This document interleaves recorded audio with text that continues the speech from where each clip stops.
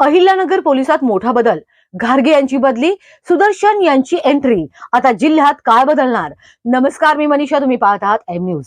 अहिल्यानगर जिल्ह्यातील पोलीस प्रशासनात मोठा बदल झाला असून सध्या या बदलाची जोरदार चर्चा सुरू आहे. जिल्ह्याचे पोलीस अधीक्षक म्हणून कार्यरत असलेले सोमनाथ घारगे यांची बदली करण्यात आली आहे.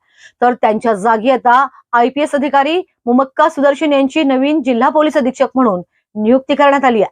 सोमनाथ घारगे यांच्या कार्यकाळाकडे पाहिलं तर तो ऍक्शन आणि वाद या दोन्ही गोष्टींनी गाजलेला दिसतो. त्यांनी पदभार स्वीकारल्यानंतर पोलीस यंत्रणेत मोठे बदल करत एकाच दिवशी शेकडो पोलीस कर्मचाऱ्यांच्या बदल्या केल्या होत्या, ज्यामुळे संपूर्ण विभागात खळबळ उडाली होती. गुन्हेगारीवर नियंत्रण मिळवण्यासाठी त्यांनी अनेक ठिकाणी कडक कारवाई केली. काही संवेदनशील प्रकरणांमध्ये तत्पर निर्णय घेतले आणि पोलीस दल अधिक सक्रिय करण्याचा प्रयत्न केला. मात्र त्यांच्या कार्यकाळात काही वादही समोर आले. काही प्रकरणांमध्ये त्यांच्या कामकाजावर प्रश्न उपस्थित झाले, तर राजकीय आणि प्रशासकीय पातळीवरही चर्चा रंगल्या. त्यामुळं त्यांचा कार्यकाळ हा कडक कारवाई आणि सतत वाद अशा दोन्ही टोकांवर राहिल्याचं चित्र दिसून आलं.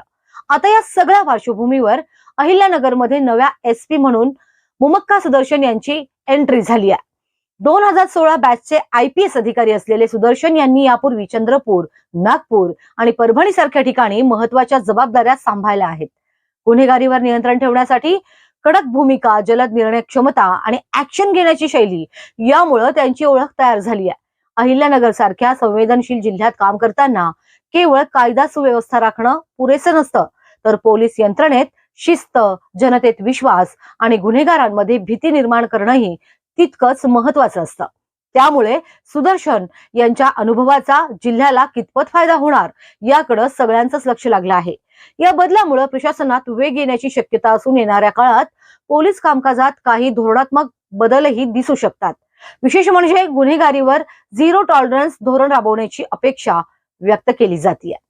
अहिल्यानगरमध्ये आता फक्त अधिकारी बदललेला नाही, तर काम करण्याची पद्धतही बदलण्याची चिन्ह दिसत आहे. घारगे यांच्या ऍक्शन नंतर आता सुदर्शन यांची स्टाईल किती प्रभावी ठरते हे पाहणं महत्वाचं ठरणार आहे. तुम्हाला काय वाटतं? कमेंट बॉक्समध्ये कमेंट करून नक्कीच सांगा. नमस्कार.